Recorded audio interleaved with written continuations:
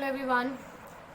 So we are back with another video from our history lesson, nationalism in Europe. Okay. So basically, beta, this is the sixth part of our nationalism in Europe, and up to now we have completed studying till Greek war of independence. Okay, तो वहाँ तक तो हमारी सारी चीज़ें clear हो गई थी, कंप्लीट हो गई थी. Now we have to also understand. अब जो हम पर्टिकुलर टॉपिक, अब हम थोड़ी कुछ एक स्टोरी से अलग हम थोड़े कुछ कॉन्सेप्ट्स पढ़ने लग स्टार्ट कर देते हैं. तो बेसिकली अभी तक तो आपको फ्रांस, फिर बेल्जियम और ग्रीस की स्टोरी आपको कंप्लीट थी. अब कुछ एक इम्पॉर्टेंट टॉपिक्स हैं जो आपको समझना बहुत ज़्यादा ज़रूरी है, पहले वो समझ लेते हैं. ओके, सो बेटा, the romantic imagination and nationalism feeling, national feeling. अब आप यहाँ पे समझो, मैंने आपको हमेशा से ये चीज़ बोली है कि नेशनलिज्म की फीलिंग जो है, देशभक्ति की भावना जो है, वो ऐसे हमेशा अराइज नहीं होती है कि चलो बैठे और आज एकदम से दिमाग में आ गया कि भाई अब तो बस देश के लिए मर मिटना है. नहीं, वो एकदम से सडन नहीं आती है. और लाइक वो ऐसे नहीं, अभी ठीक है, we all would feel like very much gratituded for our country, पर हम में फिर भी किसी में बहुत कम लोग ऐसे होंगे ना जिनमें ऐसा होगा कि चलो यार बॉर्डर पे चल के लड़ाई करके आते हैं, है ना. तो जो बेसिकली जो ये नेशनलिज्म वाली फीलिंग जो इतनी वॉयलेंट लेवल पे चली जाती है, वो क्या चीज़ है. Okay, that we have to understand. So role of culture in creating the idea of nation with art, poetry, stories and music. तो आपको ये चीज़ समझने की ज़रूरत है. हम एक बहुत इंपॉर्टेंट टर्म या आइडियोलॉजी या थिंकिंग के ऊपर हम लोग इसको समझने वाले हैं, रोमांटिसिज्म. ओके, तो रोमांटिसिज्म कोई रोमांटिक मूवी नहीं है. ऑफ कोर्स रोमांटिसिज्म का मतलब होता है देशभक्ति, पेट्रोटिज्म, आप समझ सकते हो. ओके, तो ये एक कल्चरल मूवमेंट होता है जहाँ लोगों को लगता है कि देखो, यहाँ पे पहली चीज़ तो ये इस डेफिनेशन को समझो, रीड करो, फिर मैं आपको समझाऊंगी इसको आगे. A cultural movement which sought to develop a particular form of nationalist sentiment. तो यहाँ पे समझ में आ रहा है कि यहाँ पे जो एक फीलिंग होती है भाई कि हमारा कल्चर इंपॉर्टेंट है, हमारे रीति रिवाज इंपॉर्टेंट है, हमारे ट्रेडिशंस इंपॉर्टेंट है. ओके, वो आर्ट, पोएट्री, स्टोरीज और म्यूज़िक के थ्रू एक्सप्रेस किया जाता है. जो एक नेशनलिज्म वाली फीलिंग होती है वो अपने कल्चरल, अपने हेरिटेज के थ्रू लोगों को समझाया जाता है. तो आपको अगर बेसिकली रोमांटिसिज्म की डेफिनेशन आ जाए कि भाई आपको रोमांटिसिज्म समझाना है ना, वन वर्ड के अंदर, तो हम वहाँ पे कुछ बहुत ज़्यादा हार्श नहीं, इसके अंदर बहुत सिंपल से समझा सकते हो कि भाई रोमांटिसिज्म का मतलब होता है फीलिंग ऑफ पेट्रोटिज्म और feeling of nationalist sentiments. Okay, it is a feeling of nationalist sentiments. और ये नेशनलिस्ट सेंटिमेंट्स जो है वो लोगों में कैसे डेवलप किए जाते हैं, कल्चरल मूवमेंट के थ्रू. कल्चरल मूवमेंट के थ्रू जैसे बहुत बेसिकली बहुत सिंपल सी चीज़ समझने की कोशिश करना कि मानो 26 जनवरी का फंक्शन है. ओके, आपको ऑर्गेनाइज करना है, तो उस दिन आप लोगों ने जो कल्चरल फेस्ट रखा है, मानो कि उसके अंदर आपने कुछ एक्ट्स वगैरह करने की कोशिश करें. अब आप जो एक्ट वगैरह करने वाले हो वो अपने कल्चर बेस्ड मतलब करते हो कि जैसे मानो कि आपने 1857 की लड़ाई जो है वो पूरी अपने लाइक स्क्रीन पे लोगों को विजुअलाइज करवाने की कोशिश की. ओके, तो अब ये ऐसी चीज़ें होती है या मतलब इंसिडेंट्स होते हैं जो उस टाइम पे जब नेशनल सॉन्ग्स वगैरह प्ले होते हैं, पोएट्रीज कोई आके बोलता है, स्पीचेस आके बोलता है, फ्लैग्स को देख करके है ना, हर जगह हम लोगों को saffron blue, saffron, Indigo, white, green ऐसे कलर्स देखने को मिलते हैं. तो ये सब चीज़ें क्या आ जाती है भाई, मतलब हम हमारे एथिकल ट्रेडिशनल चीज़ों, क्लोथ्स वगैरह में पहन करके, अटायर्स में आकर के नेशनलिज्म की फीलिंग, मतलब उस टाइम पे हम में भी देशभक्ति की भावना जो है वो थोड़ी हाई हो जाती है, लाइक थोड़ी बोलते हैं ना कि स्ट्राइक कर जाती है हेवी मैनर में कि भाई बस जो है वो सब कुछ कंट्री है ना. तो ये आपको समझने की ज़रूरत है कि उस टाइम पे भी क्या हुआ था कि जब लोग जो थे वो ठीक है रेवोल्यूशंस हो रहे थे, राजाओं को हटाने की बात हो रही थी. ये तो चलो समझ में आता है कि भाई मोनार्की से लोग परेशान थे, इसीलिए उन्होंने सोचा कि भाई हम आज़ाद हो जाते हैं, है ना, हम मोनार्कीज़ के कंट्रोल में नहीं आएंगे. ठीक है, तो अब ये जो आइडियोलॉजीज थी, जो ये थिंकिंग्स थी, वो लोगों में किसके थ्रू स्प्रेड करवाई गई, उनको लोगों के through art, poetries, stories, musics, ठीक है, इनके थ्रू बताई गई. तो इसके अंदर जो बेसिक होता है वो एक कल्चरल बेस्ड होता है कि भाई हमारे कल्चर को लोगों तक एक्सप्रेस करो कि भाई हमारा कल्चर है, ये हमारी लाइक बोलते हैं ना कि हमारे ट्रेडिशंस हैं. तो लोगों को जब इन चीज़ों के बारे में याद दिलाओगे तो उनमें भी वापस जो है नेशनलिज्म की फीलिंग जो है वो डेवलप हो जाएगी. ओके, तो आइडिया ऑफ रोमांटिक आर्टिस्ट, जो अभी रोमांटिसिज्म कौन स्प्रेड करता था, आर्टिस्ट स्प्रेड करते थे ना. अगर कोई ड्राइंग करे तो आर्टिस्ट होता है, जो एक्टर वगैरह एक्टिंग वगैरह करते हैं उनको भी हम आर्टिस्ट बोलते हैं. ओके, तो जो ये आर्टिस्ट थे वो क्या करते थे, they were against the glorification of reasons and science. मतलब उस टाइम पे अगर आप बेसिकली समझने की कोशिश करोगे तो हम 1848 की बात कर रहे हैं ना बेटा, 1830 से 1848 की बात कर रहे थे. अभी हम लोग टाइमलाइन याद करो, जब हम 1848 पढ़ने की कोशिश करते हैं यहाँ पे, तो उस टाइम पे जो साइंस है वो भी बहुत डेवलप हो रहा था, न्यू न्यू मशीनरीज, टेक्नोलॉजीज़ वगैरह, वेपन्स वगैरह डेवलप होने लग रहे थे, राइट। तो अब लोगों ने बोला कि यार ये साइंस वगैरह को इनको हटाओ, बेसिक जो है वो क्या है, हमारा ट्रेडिशन है, हमारा कल्चर है, हमारे बिलीव्स हैं, ओके। तो वो यही करते थे कि साइंस और रीजन से फोकस हटाओ, और उनको लगता था कि बेसिक जो मतलब लोगों के साथ जो अटैचमेंट है वो किसके थ्रू होगा, इमोशंस, इंस्टीट्यूट्स एंड फीलिंग्स के थ्रू, ओके। सेंटिमेंट्स के अकॉर्डिंग आप लोगों से बात करना शुरू करो। They wanted to share a collective heritage, common culture, past and basis of nation. याद करो जब हमने नेशन स्टेट की डेफिनेशन पढ़ी थी, तो मैंने बताया था ना नेशन स्टेट्स कैसे डेवलप होते हैं, या आप किसी एरिया को नेशन स्टेट कैसे बोलोगे, जब वो एक उनमें एक कलेक्टिव बिलोंगिंगनेस होगी, उनका एक कॉमन पास्ट होगा, एक कॉमन कल्चर होगा, एक कॉमन हिस्ट्री होगी, okay. So that was the same thing. जो रोमांटिक आर्टिस्ट थे, जो रोमांटिसिज्म प्रीच करते थे, वो क्या बोलते थे कि भाई ये साइंस और रीजन ऑफ फोकस इन सबको हटाओ, people should be talked based upon the cultures, based upon the institute, based upon the feelings, okay. तो इससे क्या हो जाएगा, कंट्री के अंदर कलेक्टिव हेरिटेज आएगा, कलेक्टिव बिलोंगिंग्स आएगी, ओके। उनके अंदर उनका जो कॉमन पास्ट है वो क्या बना देगा, किसको फ्रेम करवाएगा, फिर नेशन फ्रेम करवाएगा, okay. They wanted to create true spirit of nationalism, ठीक है। वो देशभक्ति की जो भावना है वो एकदम ट्रू स्पिरिट में लोगों के दिमाग में पहुंचाना चाहते थे, through folk songs, folk dance and poetries. Folk मतलब समझते हो ना, रीजनल वर्नाकुलर्स जो हम कहते हैं, ओके। मतलब वहीं की लोकल लैंग्वेजेस में लोकल डांस फॉर्म्स जो थे, लोकल ट्रेडिशंस जो थे, वो उसे और ज़्यादा स्प्रेड करना चाहते थे। वो मतलब अगर आपने देखा होगा कि जैसे बेसिकली ये चीज़ होती है कि अब ये सेंटिमेंट्स कैसे अफेक्ट करते हैं, इसको समझने की कोशिश करना। कि हम इंडियन की बात करते हैं, हमारे यहाँ पे ब्रिटिशर्स का रूल था, उन्होंने हमें क्या करने की कोशिश करी, वेस्टर्नाइज करने की कोशिश करी, ठीक है। वो इंग्लिश वगैरह से थोड़ा ज़्यादा मतलब वो सब कुछ यहाँ पे आके प्रीच करते थे। तो अब बेटा वहाँ पे भी क्या हुआ, जैसे देशभक्ति के भाई अचानक से वहाँ पे एकदम जहाँ पे खून खराबा, ब्रिटिशर्स का पावर कंट्रोल किया हुआ, ब्रिटिशर्स हमें मतलब और मोनोपॉली कर रहे हैं उन लोगों की, और वहीं पे अचानक से गाना बज जाए कि मेरी देश की धरती सोना उगले, है ना। तो वो लोगों के दिमाग में क्या ले आती थी, वहीं पे एकदम नेशनल एंथम बज जाए तो क्या होता था, लोगों के दिमाग में देशभक्ति की जो फीलिंग थी ना वो और ज़्यादा मतलब बोलते हैं ना कि और ज़्यादा गहरी हो जाती है उस टाइम पे, ओके। सो ये चाहते थे कि हम एक ट्रू मैनर के अंदर लोगों में नेशनलिज्म की फीलिंग डेवलप करें, और वो केवल इनके अकॉर्डिंग किसके थ्रू आ सकता था, सॉन्ग्स, डांस एंड पोइट्रीज जो वहाँ के रीजनल हुआ करते थे, ओके। तो इसका बहुत बेस्ट एग्जांपल है कि हमारे यहाँ पे अगर आप एनसीईआरटीज़ में गो मतलब जब अपना टेक्स्ट रीड करने वाले हो, सी बेसिकली बेटा मैं आपको हमेशा बोलती हूँ हिस्ट्री के लिए स्पेशली, ठीक है। अगर हिस्ट्री आपको बहुत अच्छे से समझनी है, एनटीसी बहुत अच्छे से क्रैक करना है, तो जो एनसीईआरटीज़ जो आपको एक्सप्लेनेशन नोट्स के थ्रू, जो मेरे नोट्स के थ्रू जो आप पढ़ रहे हो ना, या किसी और भी, लाइक आई विल ऑलवेज, मैं मेरा नहीं बोल रही हूँ, आप किसी के भी नोट्स के थ्रू पढ़ो, लाइक अपने पर्टिकुलर टीचर के थ्रू पढ़ो, या आप किसी और यूट्यूबर या टेलीग्राम वगैरह, किसी अनअकैडमी वगैरह, किसी भी प्लेटफॉर्म के थ्रू जब आप पढ़ने की कोशिश करते हो, उसके बाद में अपनी एनसीईआरटीज़ को बहुत अच्छे से रीड कर लिया करो, ओके। तो वो जो आपको सिनेरियो जो है, स्टोरीज जो है वो और ज़्यादा क्लियर हो जाएगी। तो यहाँ पे भी जब हम हमारी एनसीईआरटीज़ देखते हैं तो वहाँ पे भी एक जर्मन फिलोसोफर के थ्रू इसको समझाया गया है, जिनका नाम था जॉन हर्डर, उनका नाम था, ओके, जॉन हर्डर। तो इन्होंने क्या किया था बेटा, इन्होंने भी क्लेम किया था कि भाई ट्रू जर्मन कल्चर जो है वो लोगों में किसके थ्रू आ सकता है, कॉमन पीपल के आइडेंटिफिकेशन की। और उस टाइम पे कॉमन पीपल को आप जो उनकी लैंग्वेज में जो टर्म आएगा वो कौन सा है, डैश वॉक्स। आप इसको फॉक भी पढ़ सकते हो या वॉक भी पढ़ सकते हो। जनरली जो वी होता है वहाँ पे आपने इसको देखा भी होगा, from a like brand name, उसकी स्पेलिंग जब हम पढ़ते हैं तो वो वी से स्टार्ट होती है, वॉक्स वैगन, है ना। पर उसको सॉरी एफ से स्टार्ट होती है, पर उसको बोला क्या जाता है, वॉक्स वैगन बोला जाता है, ओके। एफ से आती है वो स्पेलिंग, वो बोलते हैं, उसको प्रोनाउंस करते हैं वॉक्स वैगन। तो सिमिलर थिंग, इसको इस वी और एफ में इतना ज़्यादा कन्फ्यूज मत होना, ये अलग अलग टर्मिनोलॉजीज अलग अलग इंग्लिश के अंदर आ जाती है।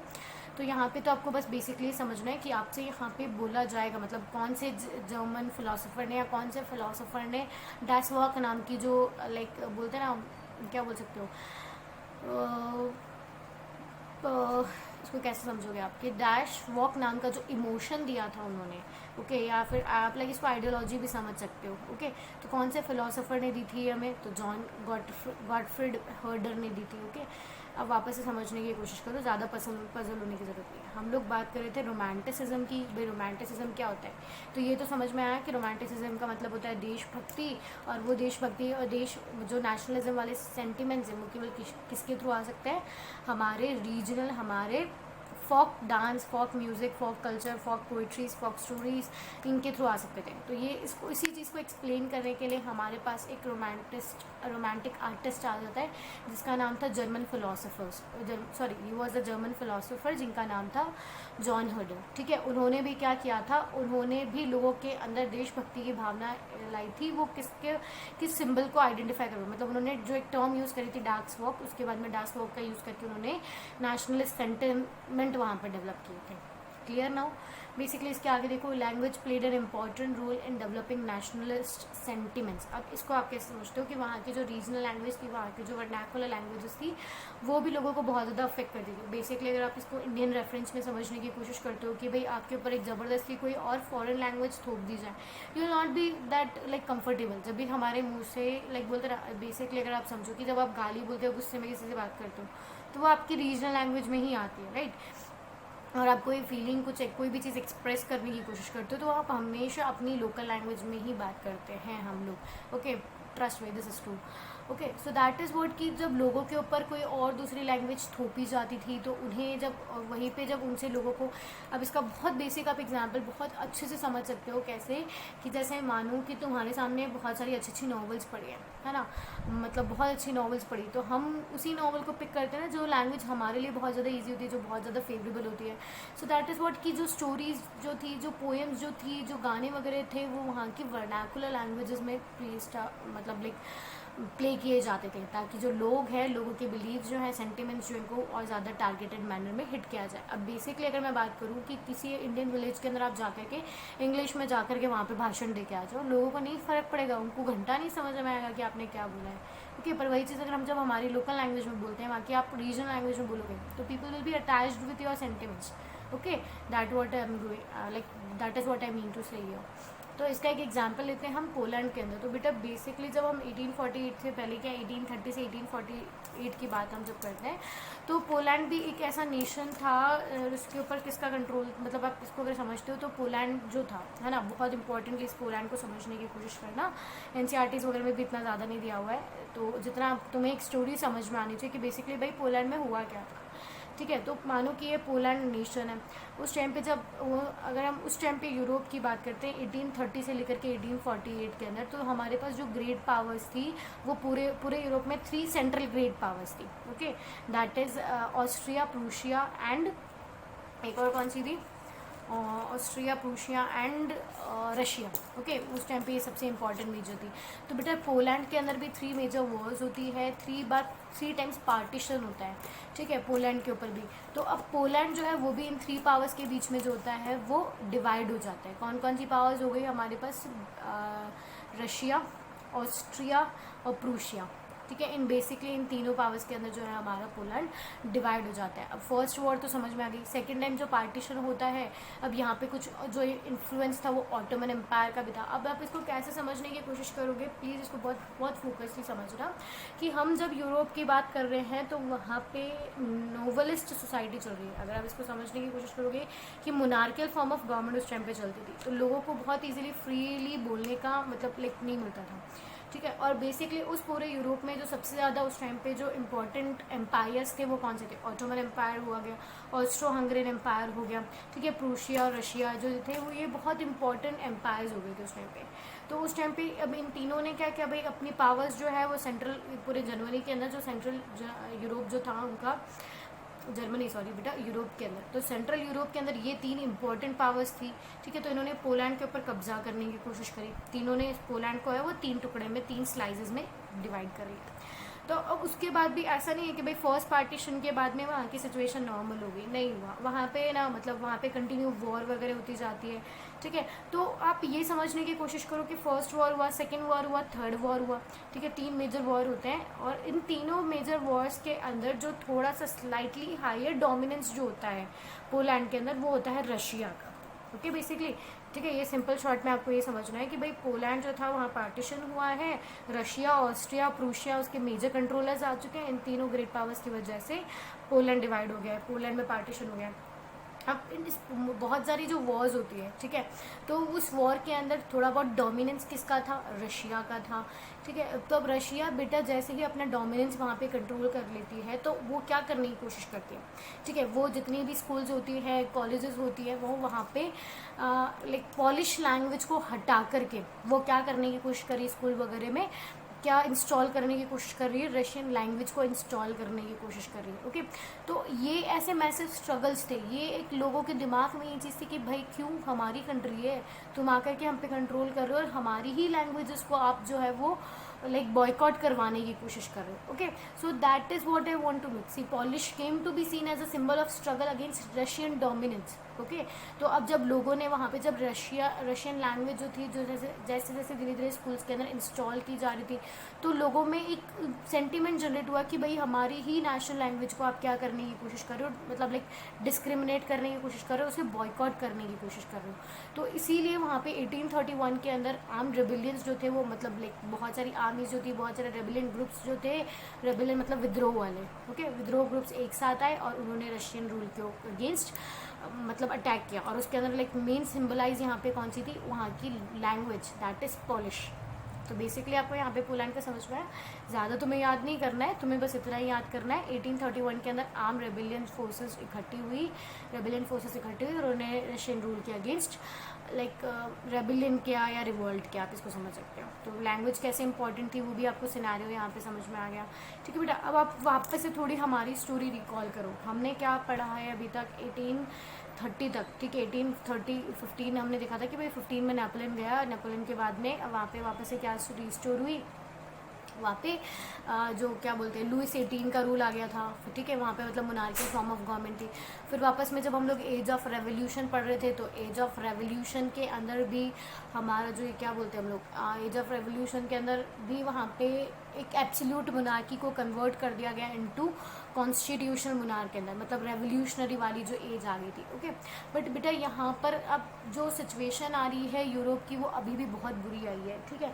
अब वहाँ जो लोग हैं वो हंगर हार्डशिप से डील कर रहे हैं, और वो कैसे एक हंगर और हार्डशिप जो है वो रिवॉल्ट के अंदर कन्वर्ट हो जाता है, वो समझने की कोशिश करो कि तो अब हम लोग जो एरा पढ़ रहे हैं वो 1848 वाला पढ़ रहे हैं। 1830 से हमारा 1848 तक का जो स्ट्रगल है हम उसको डील कर रहे हैं। तो जब हम 1848 का स्ट्रगल समझने की कोशिश करते हैं तो वहाँ बेटा क्या था, यूरोप के अंदर यूरोप की जो पॉपुलेशन है वो इंक्रीज़ हो रही थी।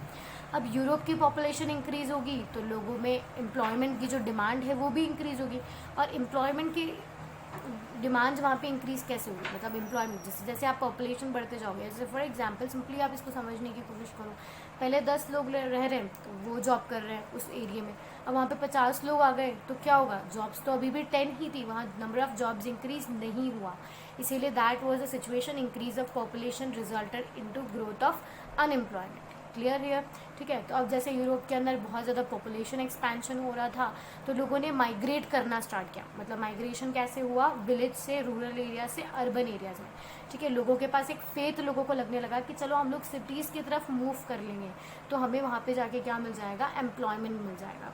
ओके, सो पर ऐसे सिचुएशन नहीं हुई। अब पहली चीज़ तो आप ये समझने की कोशिश करो, increase in population resulted in unemployment, and that unemployment was also result, मतलब that also resulted in migration of people from rural to urban areas. अब जब आप रूरल टू अर्बन एरियाज जाते हो तो जो पहले से लोग वहाँ रह रहे हैं और कुछ एक्स्ट्रा लोग वहाँ पर आ रहे हैं, है ना, सब जॉब के डिमांड्स वहाँ पे जॉब के लिए आ रहे हैं, तो जॉब की डिमांड बहुत ज़्यादा बढ़ गई थी कि लोगों को जॉब्स चाहिए थी, तो that resulted in stiff competition, ठीक है। अब बेसिकली आप इंडियन टाइम की भी याद करो, जब हम लोग इंडियंस भी थे यहाँ पे भी एक ऐसा आ रहा था कि भाई इंडियन पॉपुलेशन खुद भी एक्सपैंड कर रही थी, इंडियन बिजनेस हाउसेज थे जो भी खुद को एक्सपैंड करने की कोशिश कर रहे थे, राइट।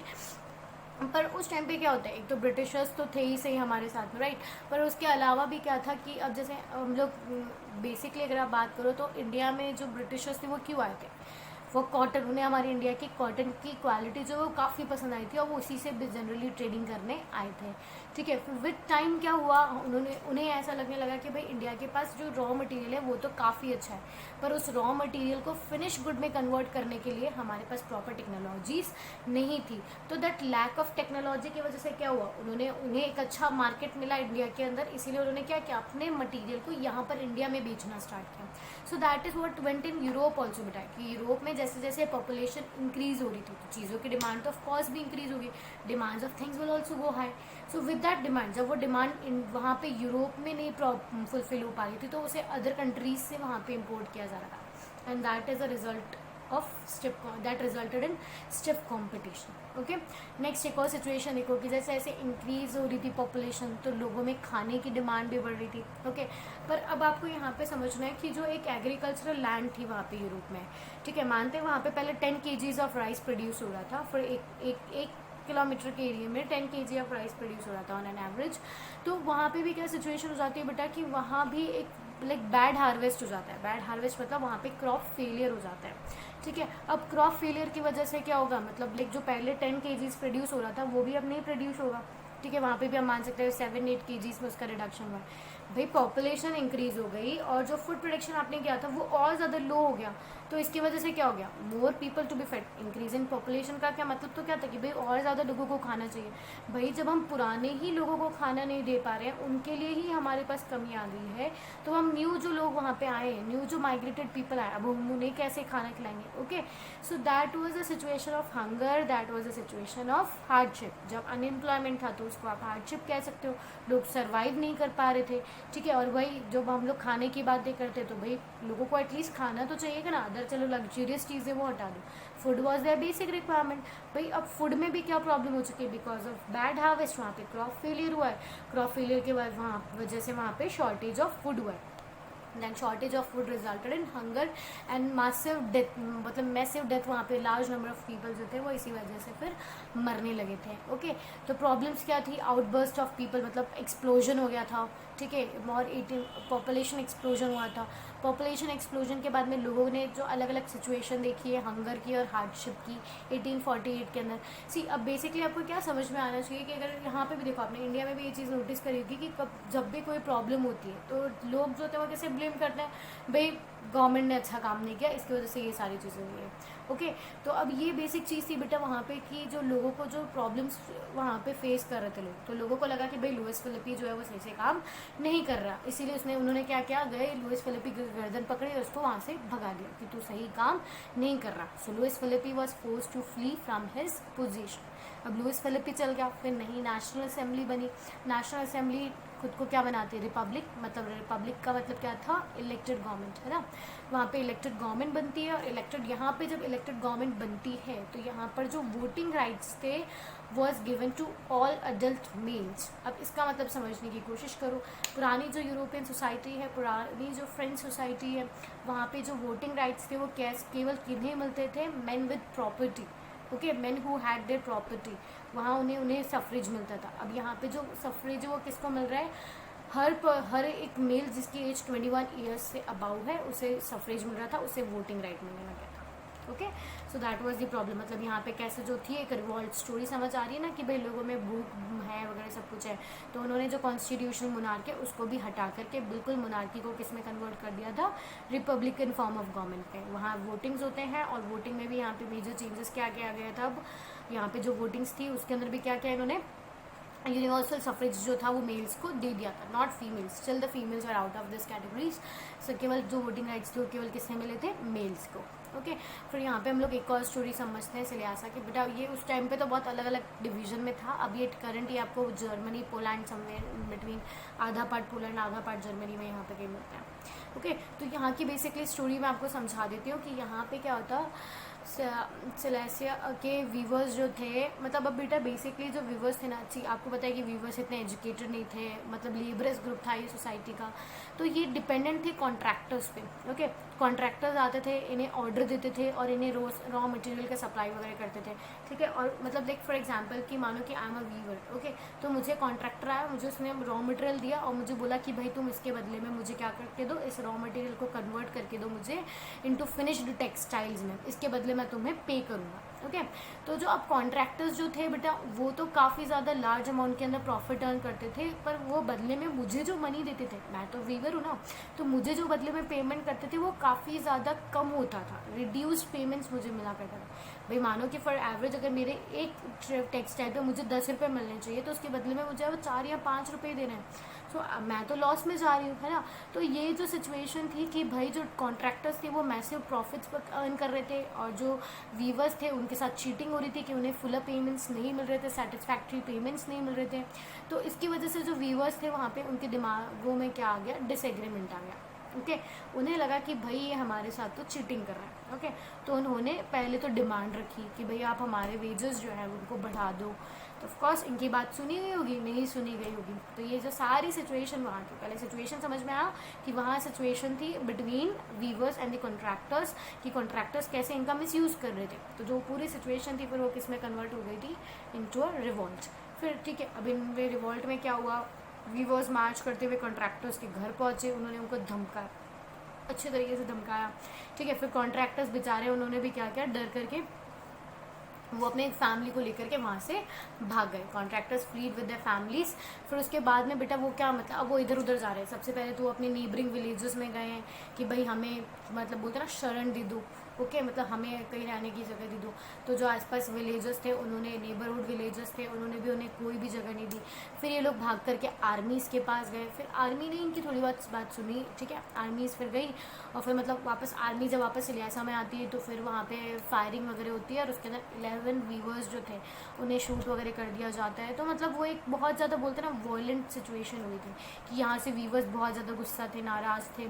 फिर इलियासा के जो कॉन्ट्रैक्टर्स थे उन्होंने चीटिंग वगैरह भी करी थी, फिर भी आर्मीज़ के थ्रू उन्होंने लोगों को मरवाने जैसा काम कर दिया था, because they were particularly rich and powerful of course. Okay, तो ये जो सिचुएशन थी वो बहुत ज़्यादा लोगों के लिए, मतलब कितनी ज़्यादा आप सोच रहे हो, हार्डशिप वहाँ पे क्रिएट कर रही है, and that all resulted into a violent revolt. Okay, तो ये स्टोरी भी आपको यहाँ पे समझ में आ गई। सो बेसिकली अभी तक आपने वहाँ की सिचुएशन 1848 तक की समझ ली कि भाई रेवोल्यूशन या रोमांटिसिज्म की फीलिंग है वो लोगों के दिमाग में क्यों आनी है, because of these all things happening, right. कि वहाँ पे मतलब लाइक आप देख रहे हो कि कोई ग्रुप जो है वो ऑटोनॉमस पावर्स गेन इंजॉय कर रहा है, कोई जो है वो बहुत स्ट्रगल करने के बाद में भी उन्हें लाइक बोलते हैं ना कि रीजनेबल अमाउंट ऑफ प्रॉफिट भी नहीं मिल रहा है। So that all slowly always results into a violence. Okay, और उस वायलेंस के बारे में अभी हमने यहाँ पे पढ़ लिया। ठीक है, और आगे will continue the chapter in our next video. So that's it for today, thank you.